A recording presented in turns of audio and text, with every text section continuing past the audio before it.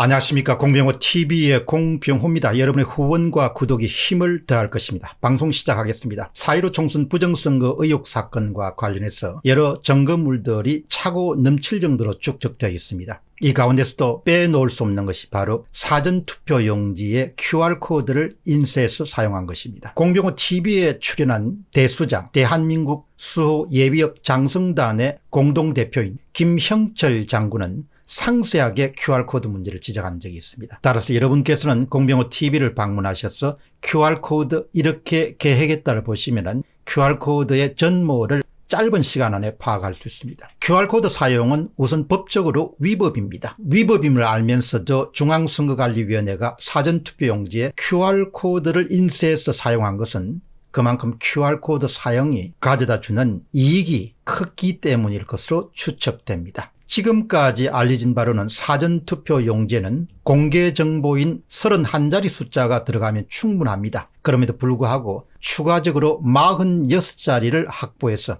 특정인만 접근할 수 있는 비공개 정보를 집어넣은 것으로 추측됩니다. 질문은 QR코드 공개 정보 공개 청구입니다. 마침내 대수장, 대한민국 수호 예비등 당성단이 사전투표용지에 인쇄된 QR코드에 비공개 정보에 어떤 내용이 포함되어 있는지에 대해서 구체적으로 밝힐 것을 공개적으로 중앙선거관리위원회에 정보 공개 청구를 신청했습니다. 청구일은 6월 4일입니다. 접수번호는 1800-1864 18564입니다. 처리기한은 2020년도 6월 17일입니다. 정보 공개 청구 내용은 아래에 소개되는 바와 같습니다. 제목은 21대 총선 사전투표용지에 사용된 QR코드 관련 정보 공개 요청입니다. 이것은 대수장의 공식적인 요청서를 여러분들에게 소개하겠습니다. 중앙선거관리위원회는 21대 국회의원 선거에서 공직선거법 제151조 6항에 규정된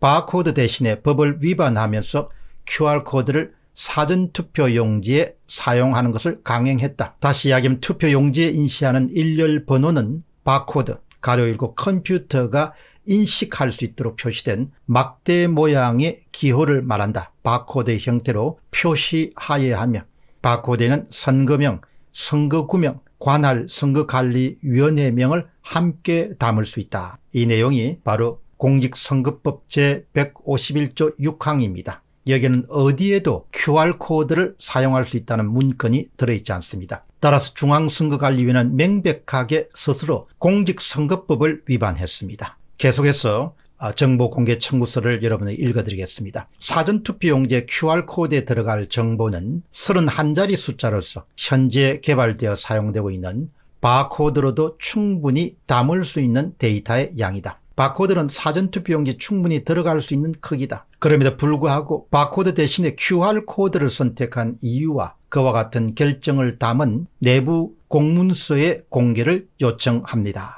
대수장이 중앙선거관리위원회에 요청한 겁니다. 2017년 제19대 대통령 선거 당시에 사전투표용지에 QR코드가 사용되어서 현재 대통령 선거 무효소송 사건 번호 2017수 60일이 진행되고 있으며 중앙선거관리위원장을 피고로 하는 소송에서 피고의 소송 대리인이 제출한 답변서에 따르면 디지털 기기로 사전투표용지를 제작 또는 복사해서 사용할 경우에 그 위조된 투표용지를 정확히 가려내기 위하여 사전투표용지의 일렬 번호를 QR코드화했다고 답변했습니다. 여기서 잠시 설명을 더하면 QR코드의 뛰어난 기능은 위변조된 투표용지를 가려낼 수 있는 그런 기능이 있다고 중앙선거관리위원회가 변호인 측을 통해서 밝힌 바가 있습니다. 그렇다면 21대 총선 이후에 정거보전 신청이 인용되어 재검표가 예정된 다수의 지역구와 비례대표 선거구의 재검표 작업 과정에서 유관에 의한 전통적인 재검표 이외에도 QR코드 분석을 해야 한다고 생각합니다. 사전투표지 재검표 시 중앙선거관리위원회는 QR코드 분석을 할 것인지에 대한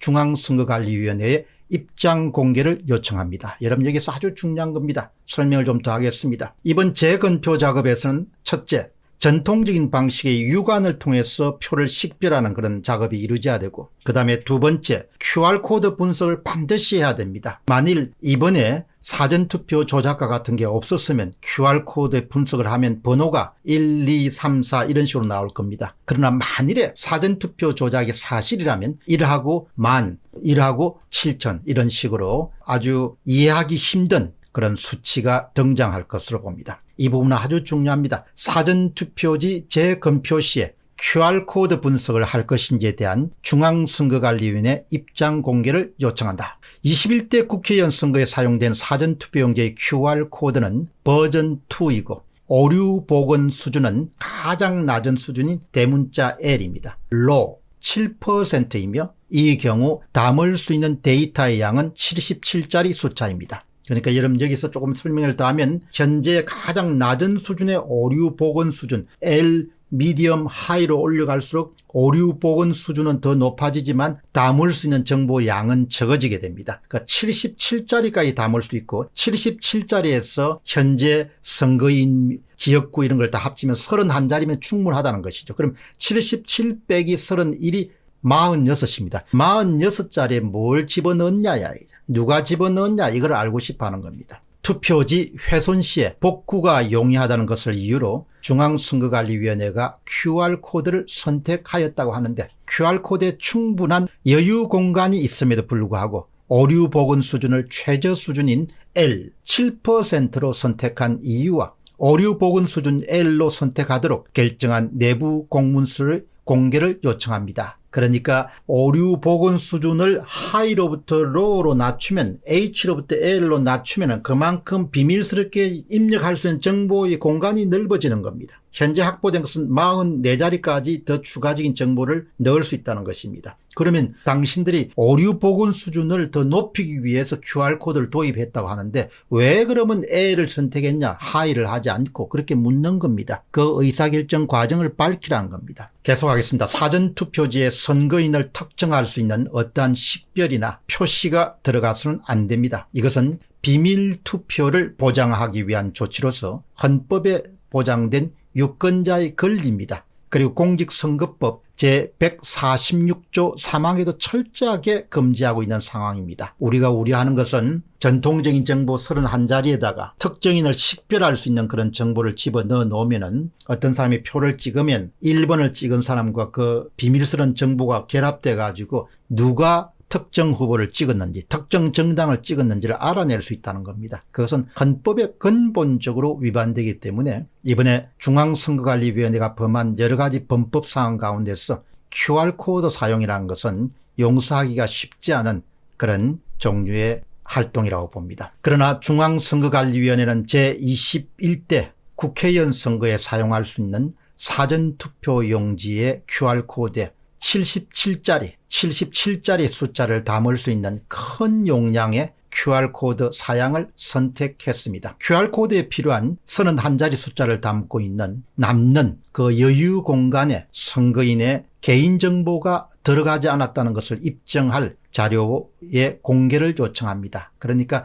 31자리 외에 나머지 77자리 중에 남은 공간에 무엇을 집어넣는지, 집어넣지 않았다면 그것을 입증할 수 있는 자료를 제출해달라. 이것이 바로 대수장에서 정보 공개 청구로 중앙선거위원회에 보낸 내용입니다. 이를 위해서 QR코드 관련 계약서, 사양서, 관련 프로그램의 공개를 요청합니다. 만일 특정 업체와 계약을 맺지 않고 자체적으로 QR코드를 생성하였다고 하면 그것을 입증할 수 있는 내부 공문서의 공개를 요청합니다. 자, 지금까지 여러분에게 소개해드린 내용이 6월 4일 날 대수장이 접수번호 18,564번으로 처리기간 6월 17일 기준으로 해서 중앙선거관리위원회에 신청한 정보공개 청구 내용이었습니다. 이번 선거 부정과 관련된 여러 점검물 가운데서도 중앙선거관리위원회가 법을 위반하고 QR코드를 사용한 것은 그야말로 선거법을 정면으로 위반한